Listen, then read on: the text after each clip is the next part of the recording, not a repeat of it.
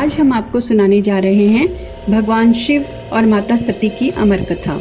एक ऐसा प्रेम जो तपस्या से जन्मा, अहंकार से टकराया और त्याग बनकर अमर हो गया। इस कथा को अंत तक जरूर सुनिए क्योंकि इसमें छिपा है जीवन का गहरा संदेश। बहुत प्राचीन समय की बात है। प्रजापति राजा दक्ष के यहाँ एक कन्या ने जन्म लिया। नाम था सती। सती बचपन से ही शांत, गंभीर और आध्यात्मिक स्वभाव की थी। जैसे जैसे वे बड़ी हुई, उनका मन केवल एक ही नाम में रमता, महादेव शिव, भस्मधारी योगी, कैलाशवासी शिव, जिन्हें संसार त्यागी मानता था। सती उन्हें ही अपना सर्वस्व मान चुकी थी। हर पल, हर सांस में सती का हृदय शिव के जप में गूंजता। वे घंटों ध्यान में लीन हो जाती, कैलाश की चोटियों की कल्पना करती और शिव के ध्यान में खो जाती। राजा दक्ष को यह बात बिल्कुल पसंद नहीं थी। वे शिव को अयोग्य, वैरागी और अपमानजनक समझते थे।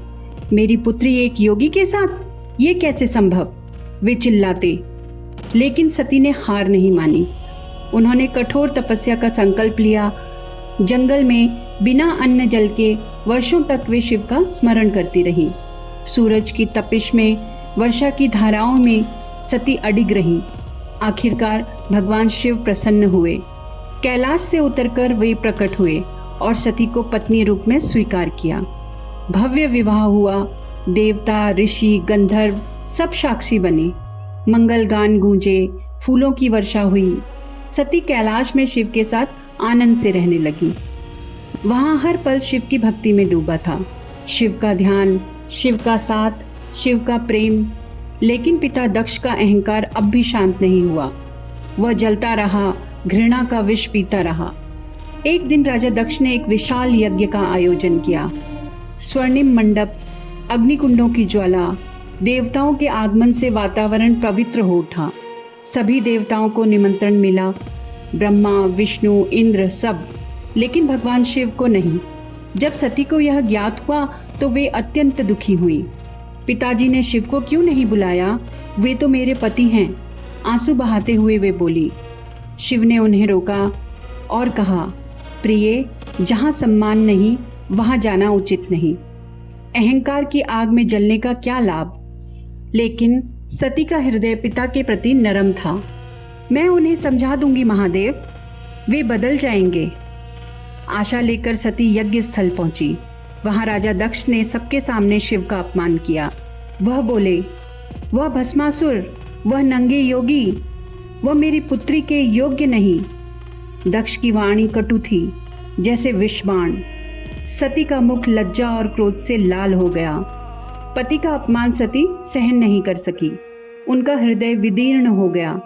जिस स्थान पर मेरे पति का अपमान हो वहां मेरा जीवन व्यर्थ है। मैं अब यह शरीर धारण नहीं कर सकती, दृढ़ स्वर में बोली सती। सभी स्तब्ध हो गए। फिर अपने योग बल से सती ने अग्नि प्रज्वलित की। यज्ञ की पवित्र ज्वाला में उन्होंने स्वयं को समर्पित कर दिया। हर हर महादेव!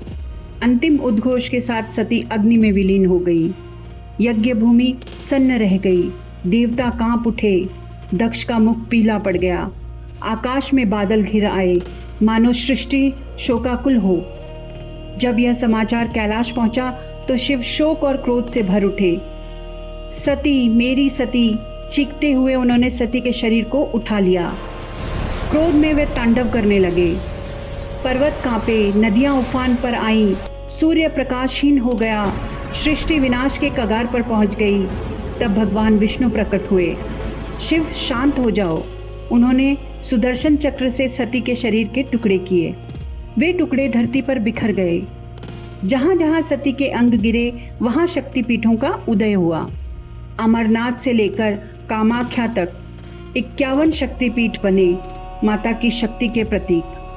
शिव शांत हुए लेकिन सती का प्रेम अमर हो गया। यह कथा सिखाती है, प्रेम तप से जन्मता है, अहंकार से लड़ता है और त्याग में अमर हो जाता है।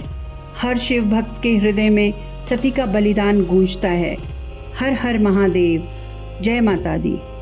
अगर आपको यह कथा पसंद आई हो तो लाइक, शेयर और सब्सक्राइब ज़रूर करें। कमेंट में लिखिए हर हर महादेव। इसी प्रकार की और कहानियाँ सुनने के लिए कमेंट बॉक्स में अपनी राय भी दीजिए। धन्यवाद।